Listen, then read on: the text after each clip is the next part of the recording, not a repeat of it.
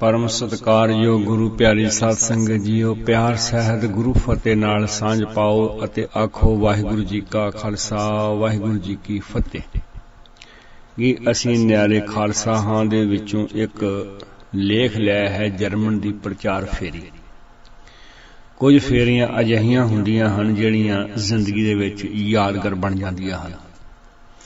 सितंबर 2004 ਨੂੰ ਸ੍ਰੀ ਗੁਰੂ ਗ੍ਰੰਥ ਸਾਹਿਬ ਜੀ ਦੇ 400 ਸਾਲਾ ਗੁਰਪੁਰਬ ਉੱਤੇ ਦਾਸ ਨੂੰ ਸਿੱਖ ਕਲਚਰ ਸੁਸਾਇਟੀ ਅਮਰੀਕਾ ਦੇ ਸੱਦਾ ਪੱਤਰ ਤੇ ਜਾਣਾ ਪਿਆ। ਉੱਥੇ ਰਹਿੰਦਿਆਂ ਇੱਕ ਦਿਨ ਵੀਰ ਦਲਜੀਤ ਸਿੰਘ ਜੀ ਨਿਊ ਜਰਸੀ ਵਾਲਿਆਂ ਦਾ ਟੈਲੀਫੋਨ ਆਇਆ ਕਿ ਸਾਹਿਬਜ਼ਾਦਿਆਂ ਦੇ 300 ਸਾਲਾ ਸ਼ਹੀਦੀ ਪੁਰਬ ਤੇ ਜਰਮਨ ਸਾਡੇ ਨਾਲ ਚੱਲੋ। मैं उन्होंने मजबूरी दसी कि मेरा पहलों तो ही यूके का प्रोग्राम बनया होया है, इसलिए मैं आप जी नाल नहीं जा सकता। फिर किसी वेले कहोगे तो मैं जरूर जावांगा। अगले दिन ही जर्मन तो वीर अवतार सिंह जी का टैलीफोन आया कि जिहड़ा समा तुहाडे पास विहला है वो दस दिओ, असीं क्लासां लगाउण दा प्रबंध करना है। ਇਹ ਸੁਣ ਕੇ ਮੈਨੂੰ ਬੇਹੱਦ ਖੁਸ਼ੀ ਹੋਈ। ਇੱਕ ਤਾਂ ਜਰਮਨ ਦੇਖ ਆਵਾਂਗਾ, ਦੂਸਰਾ ਕਲਾਸਾਂ ਰਾਹੀਂ ਗੁਰਮਤਿ ਦੀ ਵਧੀਆ ਢੰਗ ਨਾਲ ਗੱਲਬਾਤ ਕੀਤੀ ਜਾ ਸਕਦੀ ਹੈ ਔਰ ਗੁਰਬਾਣੀ ਸੰਥਿਆ ਦੁਆਰਾ ਅਸੀਂ ਆਪਣੇ ਜੀਵਨ ਵਿੱਚ ਆਏ ਹੋਏ ਨਿਘਾੜ ਨੂੰ ਅਤੇ ਚੜ੍ਹਦੀ ਕਲਾ ਨੂੰ ਸੁੰਦਰ ਢੰਗ ਨਾਲ ਵੇਖ ਸਕਦੇ ਹਾਂ। ਸਾਰੀ ਵਿਚਾਰ ਕਰਕੇ ਮੈਂ ਜਨਵਰੀ, ਫਰਵਰੀ ਤੇ ਮਾਰਚ ਵਿੱਚ ਆਉਣ ਦਾ ਪ੍ਰੋਗਰਾਮ ਬਣਾ ਲਿਆ।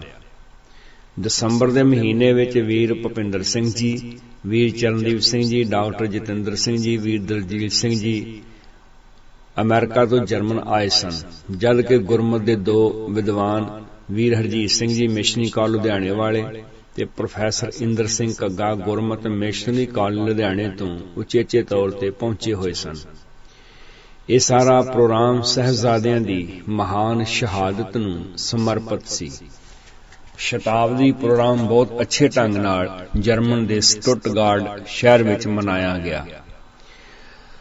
ਘੰਟਿਆਂ ਬੱਧੀ ਪ੍ਰੋਗਰਾਮ ਨੂੰ ਸੰਗਤ ਨੇ ਬੜੇ ਪਿਆਰ, ਬੜੇ ਉਤਸ਼ਾਹ ਦੇ ਨਾਲ ਸਰਵਣ ਕੀਤਾ ਤੇ ਉਹਨਾਂ ਨੇ ਬੜਾ ਆਨੰਦ ਮਾਣਿਆ। ਸਾਰੇ ਪ੍ਰੋਗਰਾਮ ਨਿਭਾ ਕੇ ਜਨਵਰੀ ਦੇ ਪਹਿਲੇ ਹਫ਼ਤੇ ਮੈਂ ਘਰ ਪਹੁੰਚ ਗਿਆ। ਵੀਰ ਅਵਤਾਰ ਸਿੰਘ ਜੀ ਨੇ ਗੁਰਦੁਆਰਾ ਵੱਲੋਂ ਸੰਬੰਧਿਤ ਕਾਗਜ਼ ਪੱਤਰ ਭੇਜ ਦਿੱਤੇ ਤੇ ਵੀਜ਼ੇ ਦੀ ਕਾਰਵਾਈ ਕਰਦਿਆਂ ਜਨਵਰੀ ਦਾ ਮਹੀਨਾ ਸਾਰਾ ਲੰਘ ਗਿਆ। ਫਰਵਰੀ 2005 ਦੇ ਪਹਿਲੇ ਹਫ਼ਤੇ ਮੈਂ ਜਰਮਨ ਪਹੁੰਚ ਗਿਆ। ਫਰੈਂਕਫਰਟ ਦੇ 에ਅਰਪੋਰਟ ਤੇ ਪਹੁੰਚ ਕੇ ਥੋੜੀ ਪਰੇਸ਼ਾਨੀ ਜ਼ਰੂਰ ਹੋਈ, ਕਿਉਂਕਿ ਅੱਗੋਂ ਲੈਣ ਵਾਸਤੇ ਆਇਆ ਸੱਜਣ ਲੇਟ ਹੋ ਜਾਏ ਤਾਂ ਪਹੁੰਚੇ ਦਾ ਕੁਦਰਤੀ ਪਰੇਸ਼ਾਨੀ, ਪਹੁੰਚੇ ਹੋਏ ਆਦਮੀ ਦੀ ਕੁਦਰਤੀ ਪਰੇਸ਼ਾਨੀ ਜਨਮ ਲੈ ਲੈਂਦੀ ਹੈ। 에ਅਰਪੋਰਟ ਦੇ ਨੇੜੇ ਜਿਹੜਾ ਗੁਰਦੁਆਰਾ ਸੀ ਮੈਂ ਉੱਥੇ ਚਲਾ ਗਿਆ। ਵੀਰ ਅਵਤਾਰ ਸਿੰਘ ਜੀ ਨੇ ਕਿਸੇ ਵੀਰ ਦੀ ਡਿਊਟੀ ਲਗਾਈ ਜੋ ਮੈਨੂੰ ਸਟੁੱਟਗਾਰਟ ਵਾਲੀ ਟ੍ਰੇਨ ਤੇ ਬਿਠਾ ਗਿਆ। ਸ਼ਾਮ ਹੁੰਦੇ ਹੁੰਦੇ ਸਟੇਸ਼ਨ ਤੇ ਪਹੁੰਚ ਗਿਆ। ਅੱਗੋਂ ਵੀਰ ਅਵਤਾਰ ਸਿੰਘ ਜੀ ਲੈਣ ਆਏ ਹੋਏ ਸਨ। ਰਾਤ ਉਹਨਾਂ ਦੇ ਸਟੋਰ ਵਾਲੇ ਘਰ ਬਿਤਾਈ ਜਿੱਥੇ ਵੀਰ ਚੂਟ ਸਿੰਘ ਜੀ ਰਹਿੰਦੇ ਸਨ। ਅਗਲਾ ਦਿਨ ਐਤਵਾਰ ਦਾ ਸੀ। ਤਿਆਰ ਹੋ ਕੇ ਅਸੀਂ ਸਾਰੇ ਗੁਰਦੁਆਰਾ ਵਿਖੇ ਪਹੁੰਚ ਗਏ। ਦੀਵਾਨ ਲੱਗਿਆ ਹੋਇਆ ਸੀ, ਪਰ ਸੰਗਤ ਗੁਰਦੁਆਰਾ ਸਾਹਿਬ ਵਿਖੇ ਜ਼ਿਆਦਾ ਨਹੀਂ ਆਈ ਸੀ। 1 ਘੰਟਾ ਸ਼ਬਦ ਦੀ ਵਿਚਾਰਦਾ ਰੱਖਿਆ ਗਿਆ। ਨਾਲ ਹੀ ਐਲਾਨ ਕੀਤਾ ਗਿਆ, ਅੱਜ ਦੀਵਾਨ ਦੀ ਸਮਾਪਤੀ ਦੇ ਉਪਰੰਤ ਗੁਰਮਤਿ ਦੀ ਕਲਾਸ ਲੱਗੇਗੀ। ਫਿਰ ਹਰ ਰੋਜ਼ ਹੀ ਕਲਾਸ ਦਾ ਪ੍ਰਬੰਧ ਕੀਤਾ ਜਾਏਗਾ। ਜਿਨ੍ਹਾਂ ਭੈਣ ਭਰਾਵਾਂ ਨੇ ਇਸ ਸਮੇਂ ਦਾ ਲਾਭ ਪ੍ਰਾਪਤ ਕਰਨਾ ਹੋਵੇ ਉਹ ਪ੍ਰਾਪਤ ਕਰ ਸਕਦੇ ਹਨ। ਐਤਵਾਰ ਨੂੰ ਜੋ ਕਲਾਸ ਆਰੰਭ ਕੀਤੀ ਗਈ ਉਸ ਵਿੱਚ ਧੱਕ ਧਾਕੇ ਕਹਿ ਕੇ ਕੁਝ ਭੈਣਾਂ ਤੇ ਵੀਰਾਂ ਨੂੰ ਕਲਾਸ ਵਿੱਚ ਲਿਆਂਦਾ ਗਿਆ। ਕਲਾਸ ਦਾ ਆਰੰਭ ਕੀਤਾ ਗਿਆ। ਤੁਰੰਤ ਇੱਕ ਮੇਰੇ ਵੀਰ ਨੇ ਕਿਹਾ ਕਿ ਅੱਜ ਦੀ ਕਲਾਸ ਵਿੱਚ ਹੈਰੀਟੇਜ ਦਾ ਮਸਲਾ ਵਿਚਾਰਿਆ ਜਾਏ, ਕਿਉਂਕਿ ਉਦੋਂ ਦਰਬਾਰ ਸਾਹਿਬ ਦਾ ਹੈਰੀਟੇਜ ਦਾ ਮਾਮਲਾ ਜਿਹੜਾ ਸੀ ਉਹ ਪੂਰੇ ਜ਼ੋਰਾਂ ਸ਼ੋਰਾਂ ਨਾਲ ਚੱਲ ਰਿਹਾ ਸੀ। ਮੇਰਾ ਕਲਾਸਾਂ ਲਗਾਉਣ ਦਾ ਜਾਤੀ ਤਜਰਬਾ ਇਹ ਦੱਸਦਾ ਹੈ ਕਿ ਜੇਕਰ ਆਰੰਭ ਦੇ ਵਿੱਚ ਹੀ ਕੋਈ ਬਹਿਸ ਛਿੜ ਜਾਏ ਅਗਲੇ ਦਿਨਾਂ ਦੇ ਦੌਰਾਨ ਕਲਾਸ ਵਿੱਚ ਬਹੁਤ ਘੱਟ ਪੜ੍ਹਨ ਲਈ ਸਤਸੰਗੀ ਜਨ ਆਉਂਦੇ ਹਨ। ਕੋਈ ਵੀ ਬੇਲੋੜੀ ਬਹਿਸ ਸਾਨੂੰ ਅਸਲੀ ਮੁੱਦੇ ਨਾਲੋਂ ਬਹੁਤ ਦੂਰ ਲੈ ਜਾਂਦੀ ਹੈ। ਪੜ੍ਹਨ ਵਾਲੇ ਦੋ ਚਿੱਤੀ ਦਾ ਸ਼ਿਕਾਰ ਹੋ ਕੇ ਹਮੇਸ਼ਾ ਲਈ ਕਲਾਸਾਂ ਛੱਡ ਜਾਂਦੇ ਹਨ। ਜੇ ਗੁਰਬਾਣੀ ਦਾ ਆਧਾਰ ਬਣਾ ਕੇ ਕੋਈ ਵਿਚਾਰ ਕੀਤੀ ਜਾਏ ਤਾਂ ਦੂਰ ਰਸ ਆਸ਼ਾਵਾਦੀ ਸਿੱਟੇ ਨਿਕਲਦੇ ਹਨ। ਮੈਂ ਨਿਮਰਤਾ ਸਹਿਤ ਬੇਨਤੀ ਕੀਤੀ ਕਿ ਇਸ ਵਿਸ਼ੇ ਬਾਰੇ ਮੈਨੂੰ ਪੂਰੀ ਜਾਣਕਾਰੀ ਨਹੀਂ ਹੈ। ਵਿਸ਼ਾ ਮਾਹਰ ਆਦਮੀ ਹੀ ਇਸ ਵਿਸ਼ੇ ਤੇ ਸਹੀ ਜਾਣਕਾਰੀ ਦੇ ਸਕਦਾ ਹੈ। ਉਂਝ ਵੀ ਸਾਡਾ ਬਹੁਤ ਵੱਡਾ ਦੁਖਾਂਤ ਹੈ ਕਿ ਜਿਸ ਵਿਸ਼ੇ ਬਾਰੇ ਪੂਰਾ ਗਿਆਨ ਨਹੀਂ ਹੈ, ਮਨੁੱਖ ਉਸੇ ਵਿਸ਼ੇ ਸੰਬੰਧੀ ਆਲਮਾਨਾ ਭਾਸ਼ਣ ਕਰਦਾ ਦਿਖਾਈ ਦੇ ਰਿਹਾ ਹੈ। ਗਲਤ ਦਵਾਈ ਦਿੱਤਿਆਂ ਰੋਗੀ ਦੀ ਜਾਨ ਨੂੰ ਖਤਰਾ ਬਣ ਜਾਂਦਾ ਹੈ। ਸਵਾਲ ਕਰਨ ਵਾਲੇ ਵੀਰ ਨੇ ਬਹੁਤ ਹੀ ਆਰਾਮ ਨਾਲ ਇਸ ਸੁਝਾਅ ਨੂੰ ਖਿਹੜੇ ਮੱਥੇ ਪ੍ਰਵਾਨ ਕਰ ਲਿਆ। ਕਲਾਸ ਗੁਰਬਾਣੀ ਸੰਥਿਆ ਦੀ ਸ਼ੁਰੂ ਕੀਤੀ ਗਈ। ਉਂਝ ਇਸ ਸੰਥਿਆ ਦੇ ਵਿੱਚ ਬਹੁਤ ਸਾਰੇ ਵਿਸ਼ੇ ਆ ਜਾਂਦੇ ਹਨ। ਮੂਲ ਮੰਤਰ ਭਾਵ ਜਪ ਦੇ ਮੰਗਲ ਤੋਂ ਕਲਾਸ ਦਾ ਆਰੰਭ ਕੀਤਾ ਗਿਆ। ਸਟੁੱਟਗਾਰਟ ਵਿੱਚ ਇਹ ਪਹਿਲਾ ਉਦਮ ਸੀ। ਅਜਿਹੀ ਕਲਾਸ ਨੂੰ ਕਈਆਂ ਨੇ ਪਹਿਲੀ ਵਾਰ ਦੇਖਿਆ ਸੀ। ਕਲਾਸਾਂ ਲਗਾਉਣ ਦੇ ਮਾਮਲੇ ਵਿੱਚ ਮੈਂ ਕਦੇ ਵੀ ਨਿਰਉਤਸ਼ਾਹ ਨਹੀਂ ਹੁੰਦਾ। ਮੈਂ ਇਸ ਆਸ ਨਾਲ ਕਲਾਸ ਦਾ ਆਰੰਭ ਕਰਦਾ ਹਾਂ ਕਿ ਜੇਕਰ 5-7 ਜਣੇ ਵੀ ਆ ਗਏ ਤਾਂ ਸਾਡੀ ਕਲਾਸ ਸਫਲ ਰਹਿ ਸਕਦੀ ਹੈ। ਮੈਂ ਬੋਰਡ ਤੇ ਲਿਖ ਕੇ ਇਕੱਲੇ ਸ਼ਬਦ ਦੀ ਵਿਆਖਿਆ ਤੇ ਸਾਡੀ ਜ਼ਿੰਦਗੀ ਵਿੱਚ ਇਹਨਾਂ ਗੱਲਾਂ ਦਾ ਕੀ ਪ੍ਰਭਾਵ ਪੈਂਦਾ ਹੈ, ਵਿਸਥਾਰ ਨਾਲ ਦੱਸਣ ਦਾ ਯਤਨ ਕੀਤਾ। ਇਸੇ ਹੀ ਸ਼ਬਦ ਭਾਵ ਮੂਲ ਮੰਤਰ ਤੇ ਹੀ ਉਹਨਾਂ ਸਾਰਿਆਂ ਕੋਲੋਂ ਮਨ ਵਿੱਚ ਆਏ ਸਵਾਲਾਂ ਨੂੰ ਪੁੱਛਿਆ। ਦਰਅਸਲ ਸੰਗਤ ਦਾ ਕਸੂਰ ਨਹੀਂ ਹੈ। ਸੰਗਤ ਨੂੰ ਦੱਸਿਆ ਹੀ ਇਹ ਗਿਆ ਹੈ ਕਿ ਇਸ ਮੂਲ ਮੰਤਰ ਦਾ ਕੇਵਲ ਬਾਰ-ਬਾਰ ਰਟਨ ਕੀਤਾ ਜਾਏ ਤਾਂ ਸਾਡਾ ਕਾਰੋਬਾਰ ਵੱਧ ਜਾਂਦਾ ਹੈ। ਬੱਚਿਆਂ ਦੇ ਵਿਆਹ ਵਧੀਆ ਘਰਾਂ ਵਿੱਚ ਹੋ ਜਾਂਦੇ ਹਨ।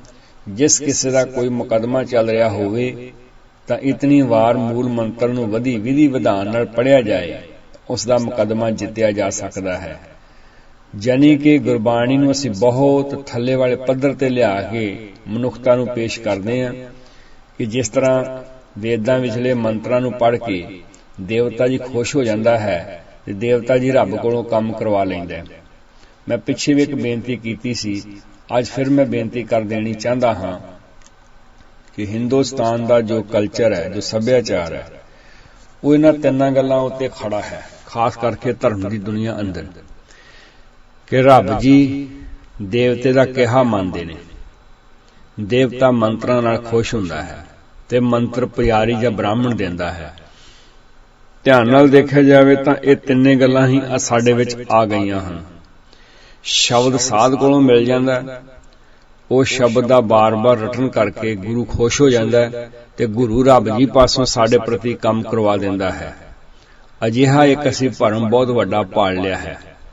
ਤੋ ਕਲਾਸ ਨੂੰ ਸਮਝਾਉਣ ਦਾ ਯਤਨ ਕੀਤਾ ਗਿਆ ਕਿ ਸਮੁੱਚੀ ਗੁਰਬਾਣੀ ਸਾਰੇ ਸੰਸਾਰ ਨੂੰ ਆਦਰਸ਼ਕ ਜ਼ਿੰਦਗੀ ਜਿਉਣ ਦਾ ਸਨੇਹਾ ਦਿੰਦੀ ਹੈ।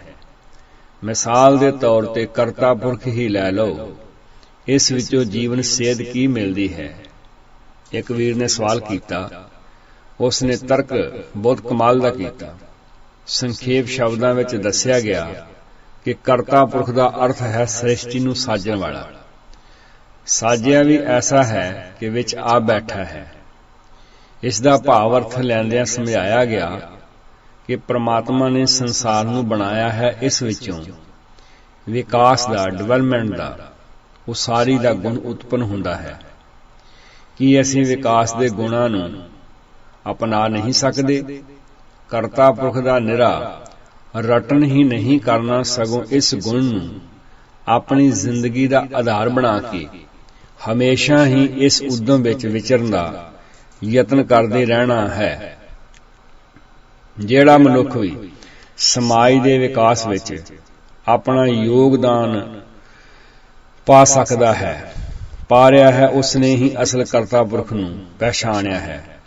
मैं फिर दोहरा दिਆਂ, ਜਿਹੜਾ ਵੀ ਮਨੁੱਖ ਸਮਾਜ ਦੀ ਉન્નਤੀ ਲਈ, ਸਮਾਜ ਦੇ ਵਿਕਾਸ ਲਈ, ਪਰਿਵਾਰ ਦੀ ਉન્નਤੀ ਲਈ, ਪਿੰਡ ਦੀ ਉન્નਤੀ ਲਈ, ਗਲੀ ਮੁਹੱਲੇ ਦੀ ਉન્નਤੀ ਲਈ ਆਪਣਾ ਯੋਗਦਾਨ ਪਾ ਰਿਹਾ ਹੈ, ਮੈਂ ਕਹਾਂਗਾ ਉਸਨੇ ਕਰਤਾ ਪੁਰਖ ਦੇ ਸਹੀ ਤੱਤ ਨੂੰ ਪਛਾਣਿਆ ਨਹੀਂ ਬਲਕਿ ਅਪਣਾਇਆ ਹੈ।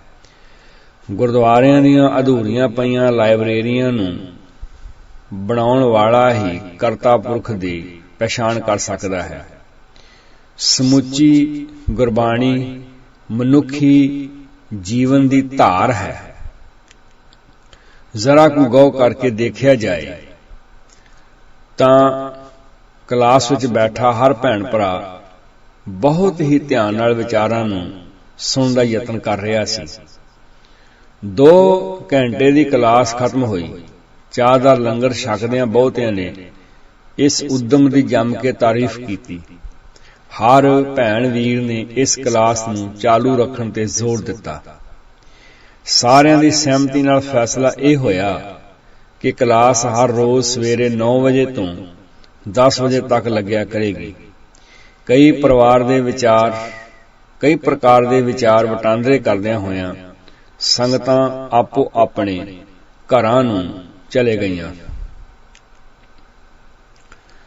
ਸਿੱਖੀ ਵਿੱਚ ਸ਼ਰਧਾ ਨਾਂ ਦਾ ਐਸਾ ਬੀਜ ਬੀਜਿਆ ਗਿਆ ਹੈ ਕਿ ਆਤਮਿਕ ਤਰੱਕੀ ਦੇ ਰਾਹ ਹੀ ਰੋਕ ਲਏ ਹਨ। ਹਰ ਤਰਕ ਨੂੰ ਸ਼ਰਧਾ ਦਾ ਨਾਂ ਦੇ ਕੇ ਆਤਮਿਕ ਗਿਆਨ ਦੇ ਰਸਤੇ ਵਿੱਚ ਵੱਡੀਆਂ ਰੁਕਾਵਟਾਂ ਖੜੀਆਂ ਕਰ ਲਈਆਂ ਹਨ। ਆਮ ਮਨੁੱਖ ਨੇ ਵਿਚਾਰ ਕਰਨ ਨੂੰ ਬਹੁਤਾ ਮਹੱਤਵ ਨਹੀਂ ਦਿੱਤਾ। ਸਗੋਂ ਕਿਹਾ ਜਾਂਦਾ ਹੈ, ਭਾਜੀ ਸ਼ਰਧਾ ਹੋਣੀ ਚਾਹੀਦੀ ਹੈ। ਗੁਰਦੁਆਰਿਆਂ ਵਿੱਚ ਸਿਰਫ ਰੋਜ਼ਮਰਾ ਦੀ ਮਰਿਆਦਾ ਹੀ ਨਿਭਾਈ ਜਾ ਰਹੀ ਹੈ, ਨਾ ਕਿ ਪ੍ਰਚਾਰ ਵੱਲ ਕੋਈ ਉਚੇਚਾ ਧਿਆਨ ਦਿੱਤਾ ਜਾ ਰਿਹਾ ਹੈ।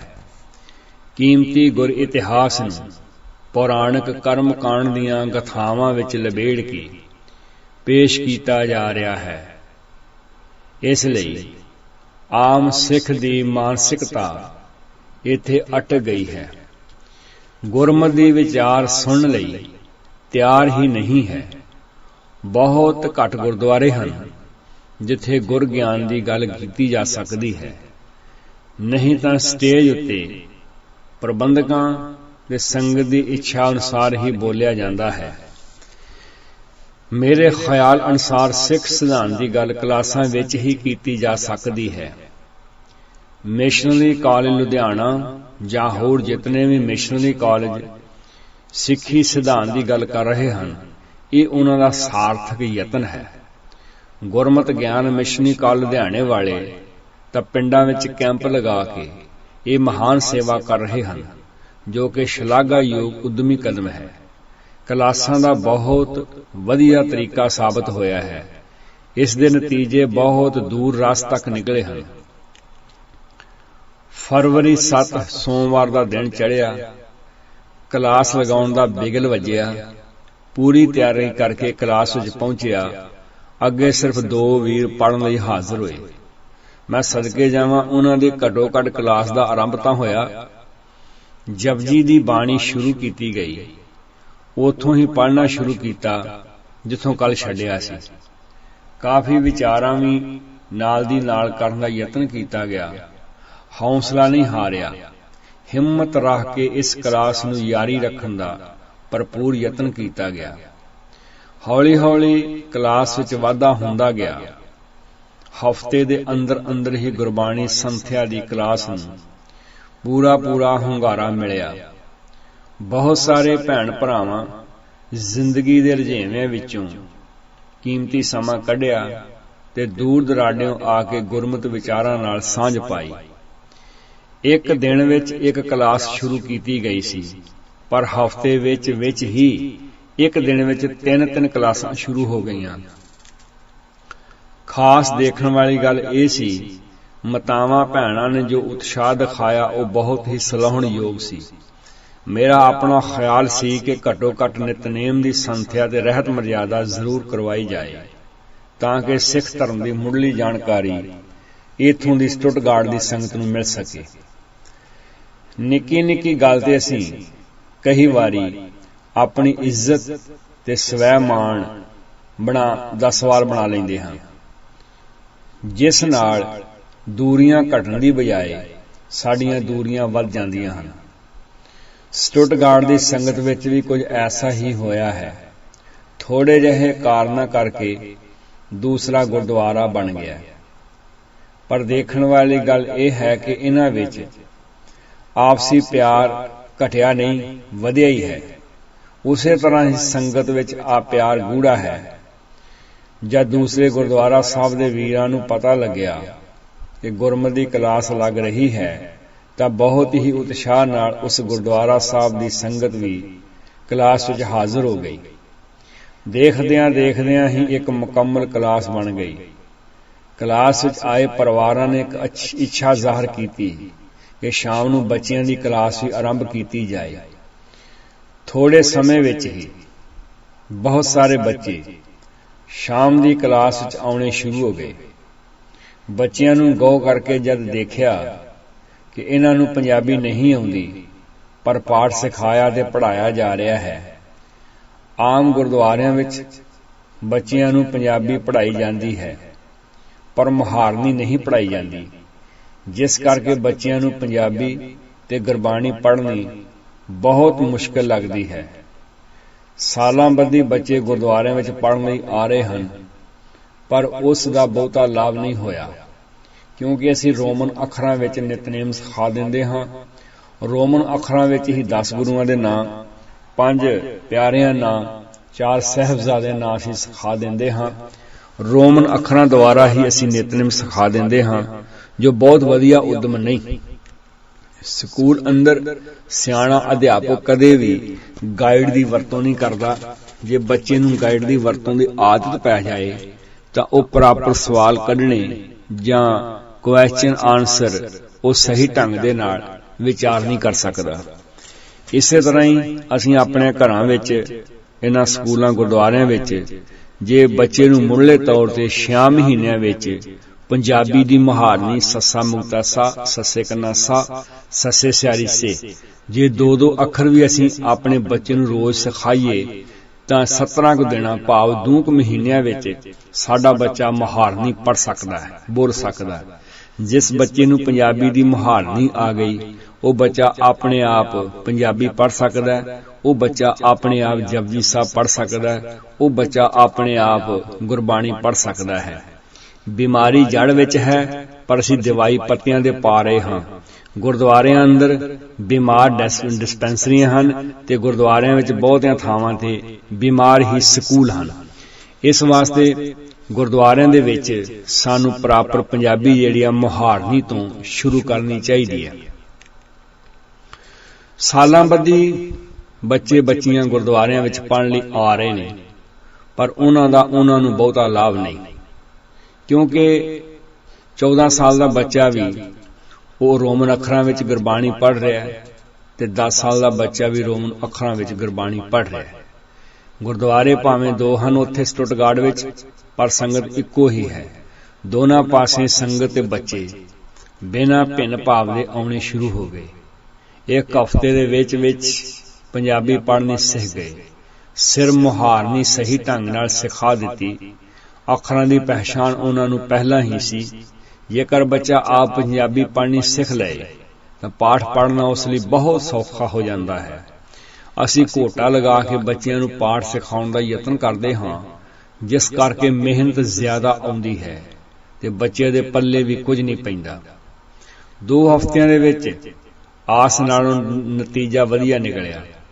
ਜਿਹੜੇ ਬੱਚੇ ਆਖਿਆਂ ਵੇਖਿਆਂ ਵੀ ਕਲਾਸ ਵਿੱਚ ਨਹੀਂ ਆਉਂਦੇ ਸਨ, ਉਹੀ ਬੱਚੇ ਕਲਾਸ ਦੇ ਸਮੇਂ ਤੋਂ ਪਹਿਲਾਂ ਹੀ ਆ ਜਾਂਦੇ ਸਨ। ਬੱਚਿਆਂ ਦੇ ਮਾਪੇ ਇਹ ਗੱਲ ਆਖ ਰਹੇ ਸਨ, ਹੁਣ ਜਦੋਂ ਬੱਚਾ ਸਕੂਲੋਂ ਆਉਂਦਾ ਹੈ ਤਾਂ ਉਸੇ ਵੇਲੇ ਹੀ ਕਹਿਣਾ ਸ਼ੁਰੂ ਕਰ ਦਿੰਦਾ ਹੈ ਕਿ ਅਸੀਂ ਕਲਾਸ ਵਿੱਚ ਜਾਣਾ ਹੈ। ਸੋ ਗੁਰੂ ਪਿਆਰ ਵਾਲਿਓ, ਜਰਮਨ ਦੇ ਵਿੱਚ ਬੱਚਿਆਂ ਦੀਆਂ ਕਲਾਸਾਂ ਲਾਉਣ ਦਾ ਜੋ ਨਤੀਜਾ ਨਿਕਲਿਆ ਉਹ ਬੜਾ ਕਮਾਲ ਦਾ ਨਿਕਲਿਆ। ਜਿਹੜੇ ਬੱਚੇ ਆਖਿਆਂ ਵੇਖਿਆਂ ਵੀ ਕਲਾਸ ਵਿੱਚ ਨਹੀਂ ਆਉਂਦੇ ਸਨ, ਉਹੀ ਬੱਚੇ ਕਲਾਸ ਦੇ ਸਮੇਂ ਤੋਂ ਪਹਿਲਾਂ ਹੀ ਆ ਜਾਂਦੇ ਸਨ। ਬੱਚਿਆਂ ਦੇ ਮਾਪੇ ਇਹ ਗੱਲ ਆਖ ਰਹੇ ਸਨ, ਹੁਣ ਜਦੋਂ ਬੱਚਾ ਸਕੂਲੋਂ ਆਉਂਦਾ ਹੈ ਉਸੇ ਵੇਲੇ ਹੀ ਕਹਿਣਾ ਸ਼ੁਰੂ ਕਰ ਦਿੰਦਾ ਹੈ ਕਿ ਮੈਂ ਕਲਾਸ ਤੋਂ ਲੇਟ ਨਾ ਹੋ ਜਾਵਾਂ, ਜਲਦੀ ਮੈਨੂੰ ਗੁਰਦੁਆਰੇ ਲੈ ਕੇ ਚੱਲੋ। ਇਹ ਤੇ ਕਿਹਾ ਨਹੀਂ ਜਾ ਸਕਦਾ ਕਿ ਬੱਚਿਆਂ ਨੂੰ ਸਾਰਾ ਕੁਝ ਸਿਖਾ ਦਿੱਤਾ ਹੈ ਜਾਂ ਸਾਰਾ ਕੁਝ ਉਹਨਾਂ ਨੇ ਸਿੱਖ ਲਿਆ ਹੈ। ਹਾਂ, ਇੰਨਾ ਜ਼ਰੂਰ ਕਿਹਾ ਜਾ ਸਕਦਾ ਹੈ ਕਿ ਉਹਨਾਂ ਦੀ ਸ਼ੁਰੂਆਤ ਚੰਗੀ ਹੋ ਗਈ। ਬੱਚਿਆਂ ਨੂੰ ਪਾਠ, ਸਾਖੀਆਂ ਤੇ ਸਿੱਖੀ ਦੇ ਮੁੱਢਲੇ ਅਸੂਲ ਸੰਬੰਧੀ ਜਾਣਕਾਰੀ ਦੇਣ ਦਾ ਯਤਨ ਕੀਤਾ ਗਿਆ। ਬਹੁਤ ਹੀ ਲਗਨ ਦੇ ਨਾਲ ਜਿੱਥੇ ਗੁਰਮਤਿ ਗ੍ਰਹਿਣ ਕੀਤੀ, ਉੱਥੇ ਬੱਚਿਆਂ ਨੇ ਕਵਿਤਾਵਾਂ ਤਿਆਰ ਕਰਕੇ ਦੋਨਾਂ ਗੁਰਦੁਆਰਿਆਂ ਵਿੱਚ ਸੁਣਾਈਆਂ ਤੇ ਬਹੁਤ ਸੁੰਦਰ ਰੰਗ ਬੰਨ੍ਹਿਆ। ਬੱਚਿਆਂ ਨੂੰ ਜਪਜੀ ਸਾਹਿਬ ਦਾ ਪਾਠ ਮਿਸ਼ਨਰੀ ਕਾਲਜ ਦੁਆਰਾ ਤਿਆਰ ਕੀਤੇ ਗੁਟਕੇ ਤੋਂ ਸਿਖਾਇਆ ਗਿਆ। ਸ਼ੁੱਧ ਉਚਾਰਨ ਦਾ ਖਾਸ ਧਿਆਨ ਰੱਖਿਆ ਗਿਆ। ਦੋਨਾਂ ਗੁਰਦੁਆਰਿਆਂ ਵਿੱਚ ਵੱਖ-ਵੱਖ ਐਤਵਾਰ ਨੂੰ ਭਰੇ ਦੀਵਾਨ ਵਿੱਚ ਬੱਚਿਆਂ ਨੇ ਵਿਸ਼ਰਾਮ ਲਗਾ ਕੇ ਜਪਜੀ ਸਾਹਿਬ ਦਾ ਸਾਰਾ ਪਾਠ ਭਰੀ ਸੰਗਤ ਨੂੰ ਸੁਣਾਇਆ। ਸਹੀ ਅਰਥਾਂ ਵਿੱਚ ਸ੍ਰੀ ਗੁਰੂ ਗ੍ਰੰਥ ਸਾਹਿਬ ਜੀ ਦੇ ਚਰਨੀ ਲਗਾਇਆ ਗਿਆ। ਸਿੱਖੀ ਦੇ ਮੁੱਢਲੇ ਸਿਧਾਂਤ ਤੇ ਸੰਖੇਪ ਰਹਿਤ ਮਰਜ਼ਾਦਾ ਸਮਝਾਉਣ ਦਾ ਯਤਨ ਕੀਤਾ ਗਿਆ। ਇੱਥੋਂ ਦੇ ਬੱਚਿਆਂ ਦਾ ਉਤਸ਼ਾਹ ਦੇਖ ਕੇ ਕਹਿਣਾ ਪਵੇਗਾ, ਇੱਥੇ ਸਿੱਖੀ ਦਾ ਭਵਿੱਖ ਬਹੁਤ ਉੱਜਲ ਹੈ। ਇਸ ਸਮੇਂ ਵਿੱਚ ਵੀਰ ਬਲਕਾਰ ਸਿੰਘ, ਵੀਰ ਤਰਲੋਕ ਸਿੰਘ, ਵੀਰ ਅਵਤਾਰ ਸਿੰਘ, ਵੀਰ ਅੰਕਾਰ ਸਿੰਘ, ਵੀਰ ਮਨਹਾਸ ਜੀ, ਉਹਨਾਂ ਦੇ ਸਾਥੀਆਂ ਨੇ ਵੱਧ ਰਹੇ ਡੇਰਾਵਾਦ, ਸੰਤ ਮਤ, ਪਖੰਡ ਉੱਤੇ ਹਾਲ ਕਿਰਾਏ ਤੇ ਲੈ ਕੇ ਇੱਕ ਸੈਮੀਨਾਰ ਕਰਵਾਇਆ ਗਿਆ, ਜਿਸ ਵਿੱਚ ਬਹੁਤ ਸਾਰੀ ਸੰਗਤ ਨੇ ਭਾਗ ਲਿਆ। ਖੂਬ ਵਿਚਾਰ ਚਰਚਾ ਹੋਈ, ਸਵਾਲ ਜਵਾਬ ਹੋਏ। ਮਨਾਂ ਵਿੱਚ ਚਿਰਾਂ ਦੇ ਬੈਠੇ ਹੋਏ ਸ਼ੰਕੇ ਦੂਰ ਕੀਤੇ ਗਏ। ਬਹੁਤ ਸਾਰੀਆਂ ਥਾਵਾਂ ਤੋਂ ਭੋਲੀ ਜਨਤਾ ਲੋਟੂ ਸੰਤ ਲਾਣੇ ਦੇ ਤੰਦਵੇ ਜਾਲ ਵਿੱਚ ਫਸੀ ਪਈ ਹੈ। ਆਮ ਲੁਕਾਈ ਇਹ ਪ੍ਰਭਾਵ ਮੰਨ ਬੈਠੀ ਹੈ ਕਿ ਸੰਤ ਲਾਣੇ ਦੀਆਂ ਕੀਤੀਆਂ ਅਰਦਾਸਾਂ ਦਾ ਸਦਕਾ ਹੀ ਸਾਡਾ ਕਾਰੋਬਾਰ ਚੱਲ ਰਿਹਾ ਹੈ। ਆਪਣੀ ਹੱਡ ਭੰਨਵੀਂ ਕਿਰਤ ਨੂੰ ਇਹਨਾਂ ਦੇ ਡੇਰੇ ਵਿੱਚ ਤਬਦੀਲ ਕਰ ਰਹੇ ਹਨ। ਫਿਰ ਪੰਜਾਬ ਰੇਡੀਓ UK ਤੋਂ ਵੀ ਕਦੇ ਕੀ ਸੋਚਿਆ ਹੈ ਅਸੀਂ ਕੀ ਕਰ ਰਹੇ ਹਾਂ, ਗੁਰਮਤਿ ਸੰਬੰਧੀ ਵਿਚਾਰਾਂ ਕੀਤੀਆਂ ਗਈਆਂ। ਦੇਖਿਆ ਗਿਆ ਹੈ ਕਿ ਆਮ ਪ੍ਰਚਾਰ ਸੰਗਤ ਨੂੰ ਖੁਸ਼ ਕਰਨ ਲਈ ਹੀ ਕੀਤਾ ਜਾਂਦਾ ਹੈ। ਸਟੇਜ ਤੇ ਭਾਵਾਤਮਕ ਤੇ ਗਿਆਨਹੀਨ ਸ਼ਰਧਾ ਦੀਆਂ ਹੀ ਗੱਲਾਂ ਕਰਕੇ ਡੰਗ ਸਾਰਿਆ ਜਾਂਦਾ ਹੈ। ਬ੍ਰਾਹਮਣੀ ਕਰਮਕਾਂਡ ਦੀ ਵਾੜ ਵਿੱਚ ਬੁਰੀ ਤਰ੍ਹਾਂ ਸਿੱਖ ਫਸ ਗਿਆ ਹੈ। ਗਰੜ ਪ੍ਰਾਣ ਦੇ ਗਪੌੜੇ, ਮਨੋਕਲਪਤ ਬਣਾਇਆ ਹੋਇਆ ਮਿਥਹਾਸ, ਧੂਆਂ ਧਾਰ ਭਾਸ਼ਣਾਂ ਰਾਹੀਂ ਸਿੱਖ ਸੰਗਤ ਦੇ ਗਲ ਮੜਿਆ ਜਾ ਰਿਹਾ ਹੈ ਤੇ ਥਾਲੀ ਵਿੱਚ ਪਾ ਕੇ ਪਰੋਸ ਕੇ ਦਿੱਤਾ ਜਾ ਰਿਹਾ ਹੈ। ਆਮ ਰਿਵਾਜ ਬਣਦਾ ਜਾ ਰਿਹਾ ਹੈ ਜੀ ਸ਼ਰਧਾ ਨਹੀਂ ਤੋੜਨੀ ਚਾਹੀਦੀ, ਸਿੱਖ ਨੂੰ ਤਾਂ ਜੋੜਨਾ ਹੀ ਚਾਹੀਦਾ ਹੈ। ਸਿੱਖ ਸਿਧਾਂਤ ਪਵੇ ਭਾਵੇਂ ਟੱਠੇ ਖੂਚ ਤੇ ਭਾਵੇਂ ਦੀ ਖੇ ਖੁਬੜੀ ਹੋ ਜਾਏ, ਕੋਈ ਪਰਵਾਹ ਨਹੀਂ। ਆਮ ਪ੍ਰਚਾਰਕ ਨਾਰਾਜ਼ਗੀਆਂ ਮੁੱਲ ਨਹੀਂ ਲੈਣਾ ਚਾਹੁੰਦਾ। ਗੁਰਮਤਿ ਪ੍ਰਚਾਰ ਲਈ ਗੁਰਦੁਆਰਿਆਂ ਵਿੱਚ ਕਲਾਸਾਂ ਦਾ ਲੱਗਣਾ ਬਹੁਤ ਜ਼ਰੂਰੀ ਹੈ। ਇਹਨਾਂ ਕਲਾਸਾਂ ਵਿੱਚ ਘੱਟੋ ਘੱਟ ਸਿੱਖ ਰਹਿਤ ਮਰਜ਼ਾਦਾ ਜ਼ਰੂਰ ਪੜ੍ਹਾਈ ਜਾਣੀ ਚਾਹੀਦੀ ਹੈ। ਜੇਕਰ ਅਸੀਂ ਸਿੱਖੀ ਦਾ ਨਿਆਰਾਪਨ ਕਾਇਮ ਰੱਖਣਾ ਚਾਹੁੰਦੇ ਹਾਂ ਤਾਂ ਸਿੱਖ ਮਿਸ਼ਨਰੀ ਕਾਲਜ ਕੂਚਾ ਨੰਬਰ 14 ਲੁਧਿਆਣਿਆਂ ਵਾਲੇ ਦਾ ਕੋਰਸ ਹਰ ਗੁਰਦੁਆਰੇ ਵਿੱਚ ਹੋਣਾ ਚਾਹੀਦਾ ਹੈ। ਹਰ ਪਰਿਵਾਰ ਨੂੰ ਇਹ ਕੋਰਸ ਕਰਨਾ ਚਾਹੀਦਾ ਹੈ। ਪਿਛਲੇ ਸਾਲ ਨਾਰਵੇ ਜਾਣ ਦਾ ਮੌਕਾ ਮਿਲਿਆ। ਉਤਸ਼ਾਹੀ ਵੀਰਾਂ ਨੇ ਸਿੱਖੀ ਪ੍ਰਚਾਰ ਲਈ ਕੁਝ ਕਰਨ ਦਾ ਮਨ ਬਣਾਇਆ। ਕਿਉਂ ਨਾ ਪੰਜਾਬ ਵਿੱਚ ਪਰਿਵਾਰਾਂ ਨੂੰ ਗੁਰੂ ਗ੍ਰੰਥ ਸਾਹਿਬ ਜੀ ਨਾਲ ਜੋੜਨ ਲਈ ਸਿੱਖ ਫਰਵਾੜੀ ਦੇ ਜੀਵਨ ਭਰ ਲਈ ਮੈਂਬਰ ਬਣਾਇਆ ਜਾਏ। ਉਹਨਾਂ ਵੀਰਾਂ ਨੇ ਇਸ ਨੂੰ ਅਮਲੀ ਰੂਪ ਦੇ ਦਿੱਤਾ ਹੈ ਤੇ ਉਹ ਹਰ ਸਾਲ ਹੀ ਪੰਜਾਬ ਵਿੱਚ ਸੈਂਕੜਿਆਂ ਦੀ ਗਿਣਤੀ ਵਿੱਚ ਸਿੱਖ ਫਰਵਾੜੀ ਦੇ ਲਾਈਵ ਮੈਂਬਰ ਬਣਾ ਰਹੇ ਹਨ। ਸਰਦਾਰ ਬਲਦੇਵ ਸਿੰਘ, ਵੀਰ ਜਸਵੰਤ ਸਿੰਘ ਜੀ ਦਾ ਅਤੇ ਉਹਨਾਂ ਦੀ ਟੀਮ ਦਾ ਬਹੁਤ ਵੱਡਾ ਇਹ ਯੋਗਦਾਨ ਹੈ। ਜਰਮਨ ਵਿੱਚ ਜਿੱਥੇ ਹਰ ਭੈਣ ਭਰਾ ਨੇ ਗੁਰਮਤਿ ਦਾ ਲਾਭ ਉਠਾਇਆ, ਉੱਥੇ ਪਿੰਡ ਭਾਰ ਸਿੰਘਪੁਰਾ, ਤਹਿਸੀਲ ਫਲੌਰ ਦੇ ਭਾਈ ਰਾਮਪਾਲ ਨੇ ਗੁਰਬਾਣੀ ਨੂੰ ਸਮਝਣ ਦੀ ਵਿਸ਼ੇਸ਼ ਰੁਚੀ ਦਿਖਾਈ। ਉਸ ਦੇ ਦੱਸਣ ਮੁਤਾਬਕ ਮੈਂ ਪਹਿਲੀ ਵਾਰ ਗੁਰਬਾਣੀ ਨੂੰ ਧਿਆਨ ਨਾਲ ਪੜ੍ਹਿਆ, ਵਿਚਾਰਿਆ ਤੇ ਸੁਣਿਆ, ਕਿਉਂਕਿ ਮੈਂ ਦਲਿਤ ਸ਼੍ਰੇਣੀ ਨਾਲ ਸੰਬੰਧਿਤ ਹਾਂ। ਇੰਜ ਲੱਗਦਾ ਸੀ ਕਿ ਸ਼ਾਇਦ ਗੁਰਬਾਣੀ ਉੱਚੀਆਂ ਜਾਤਾਂ ਵਾਸਤੇ ਹੀ ਹੈ। ਭਾਈ ਰਾਮਪਾਲ ਸਿੰਘ ਨੇ ਸਿੱਖੀ ਸਰੂਪ ਧਾਰਨ ਕੀਤਾ ਅਤੇ ਸਭ ਤੋਂ ਬਹੁਤ ਬਰੀਕ ਬੁੱਧੀ ਨਾਲ ਉਸਨੇ ਸ਼ਬਦਾਂ ਨੂੰ ਯਾਦ ਕੀਤਾ। ਖਾਸ ਤੌਰ ਤੇ 94 ਸ਼ਬਦ ਜੋ ਮਿਸ਼ਨੀ ਕਾਲਜ ਵਾਲਿਆਂ ਛਾਪੇ ਨੇ, ਉਹਨੇ ਮਹੀਨੇ ਵਿੱਚ ਹੀ ਕਈ ਸ਼ਬਦ ਯਾਦ ਕਰਕੇ, ਅਰਦਾਸ ਜ਼ਬਾਨੀ ਯਾਦ ਕਰਕੇ ਮੁੱਖ ਵਾਕ ਲੈਣ ਦੇ ਉਹ ਕਾਬਲ ਹੋ ਗਿਆ ਤੇ ਉਹ ਬੱਚਿਆਂ ਦੀਆਂ ਕਲਾਸਾਂ ਲਗਾਉਣ ਦੇ ਵੀ ਕਾਬਲ ਹੋ ਗਿਆ। ਇਹ ਸਵਾ ਕੁ ਮਹੀਨੇ ਵਿੱਚ ਮੈਂ ਇਸ ਨੂੰ ਬਹੁਤ ਵੱਡੀ ਪ੍ਰਾਪਤੀ ਸਮਝਦਾ ਹਾਂ, ਕਿਉਂਕਿ ਦਲਿਤ ਵਰਗ ਨੂੰ ਅਸਾਂ ਚੌਥੇ ਪੌੜੇ ਦੇ ਕਹਿ ਕੇ ਚੌਥੀਆਂ ਪੰਕਤਾਂ ਵਿੱਚ ਬਿਠਾਉਣ ਦਾ ਯਤਨ ਕੀਤਾ। ਸਾਡੀਆਂ ਸਿਰਮੌਰ ਜਥੇਬੰਦੀਆਂ ਅੰਦਰ ਦਲਿਤ ਹੁਣ ਦਾ ਤਾਂ ਪਤਾ ਨਹੀਂ, ਪਹਿਲਾਂ ਦੇ ਬਾਟੇ ਜਾਂ ਲੰਗਰ ਵਰਤਾਉਣ ਦੀ ਵੀ ਉਸ ਵਿਚਾਰੇ ਨੂੰ ਆਗਿਆ ਨਹੀਂ ਸੀ। ਅਜੇ ਵੀ ਇੱਕਾ ਦੁੱਕਾ ਘਟਨਾਵਾਂ ਜਿਹੜੀਆਂ ਨੇ ਸਾਨੂੰ ਸੁਣਨ ਨੂੰ ਪੜ੍ਹਨ ਨੂੰ ਮਿਲ ਜਾਂਦੀਆਂ ਨੇ ਕਿ ਦਲਿਤਾਂ ਨੂੰ ਅੰਮ੍ਰਿਤ ਨਹੀਂ ਛਕਾਇਆ ਜਾਂ ਉਹਨਾਂ ਦੀ ਅਰਦਾਸ ਨਹੀਂ ਕੀਤੀ ਜਾਂ ਉਹਨਾਂ ਨੂੰ ਗੁਰਬਾਣੀ ਪੜ੍ਹਨ ਦੇ ਨੇੜੇ ਨਹੀਂ ਆਉਣ ਦਿੱਤਾ।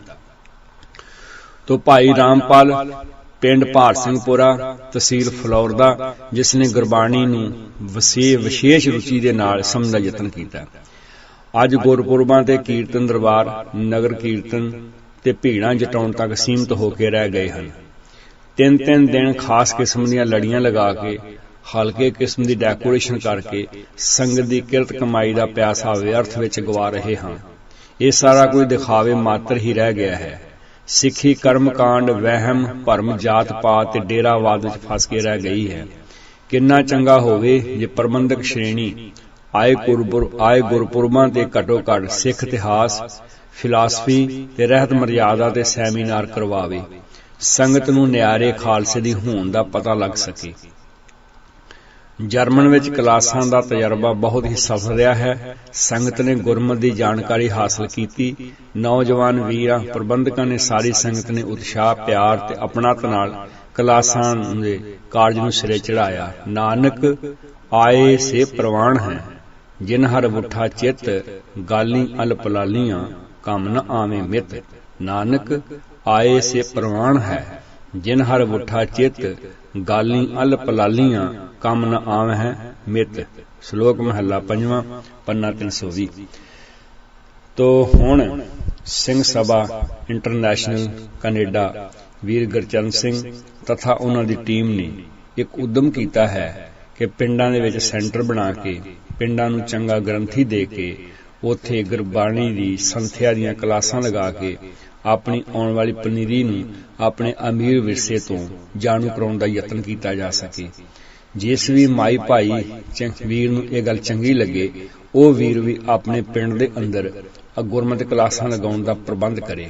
ਇਸ ਪ੍ਰਬੰਧ ਦੀ ਸਾਰੀ ਜਾਣਕਾਰੀ ਤੁਸੀਂ ਭਾਈ ਗੁਰਚਰਨ ਸਿੰਘ ਜੀ ਜੀਉਣ ਵਾਲਿਆਂ ਪਾਸੋਂ ਲੈ ਸਕਦੇ ਹੋ ਜਾਂ ਗੁਰਮਤਿ ਗਿਆਨ ਮਿਸ਼ਨੀ ਕਾਲਜ ਲੁਧਿਆਣੇ ਵਾਲਿਆਂ ਪਾਸੋਂ ਲੈ ਸਕਦੇ ਹੋ ਕਿ ਉਹ ਕਾਲਜ ਵਿੱਚੋਂ ਬੱਚੇ ਭੇਜਣਗੇ। ਥੋੜਾ ਬਹੁਤਾ ਖਰਚਾ ਜਿਹੜਾ ਹੈ ਉਹ ਸਾਨੂੰ ਜ਼ਰੂਰ ਝੱਲਣਾ ਪਏਗਾ। ਆਸ ਹੈ ਕਿ ਆਉਣ ਵਾਲੇ ਸਮੇਂ ਅੰਦਰ ਇਹਦੇ ਸਾਰਥਕ ਰਿਜ਼ਲਟ ਜਿਹੜੇ ਨੇ ਉਹ ਨਿਕਲ ਸਕਦੇ ਹਨ। ਇਹਨਾਂ ਕੈਸਟਾਂ ਨੂੰ ਜਾਂ ਗੁਰਮਤਿ ਸੰਬੰਧੀ ਲਿਟਰੇਚਰ ਨੂੰ ਤੁਸੀਂ ਪੜ੍ਹਨਾ ਜਾਂ ਸੁਣਨਾ ਹੈ, singsabha.canada.com ਤੋਂ ਤੁਸੀਂ ਵੀਡੀਓ, DVD, ਕੈਸਟਾਂ ਦੁਆਰਾ ਜਾਂ ਡਾਊਨਲੋਡ ਕਰਕੇ ਗਾਹਾਂ ਵੰਡ ਕੇ ਸੇਵਾਵਾਂ ਵੀ ਕਰ ਸਕਦੇ ਹੋ। ਜੇ ਕੋਈ ਆਰਟੀਕਲ ਪੜ੍ਹਨਾ ਹੋਵੇ ਤਾਂ ਸਿੱਖ ਮਾਰਗ ਤੋਂ ਪੜ੍ਹ ਸਕਦੇ ਹੋ। ਸਿੱਖ ਵਿਰਸਾ ਵੀ ਕੈਨੇਡਾ ਤੋਂ ਬੜਾ ਕਮਾਲ ਦਾ ਮੈਗਜ਼ੀਨ ਨਿਕਲਦਾ ਹੈ। ਉਸ ਮੈਗਜ਼ੀਨ ਦੇ ਵਿੱਚੋਂ ਵੀ ਤੁਸੀਂ ਲੇਖ ਇਤਿਆਦਿਕ ਪੜ੍ਹ ਕੇ ਗੁਰਸਿੱਖੀ ਦੇ ਸਿਧਾਂਤਕ ਅਸੂਲਾਂ ਦੀ ਜਾਣਕਾਰੀ ਪ੍ਰਾਪਤ ਕਰ ਸਕਦੇ ਹੋ।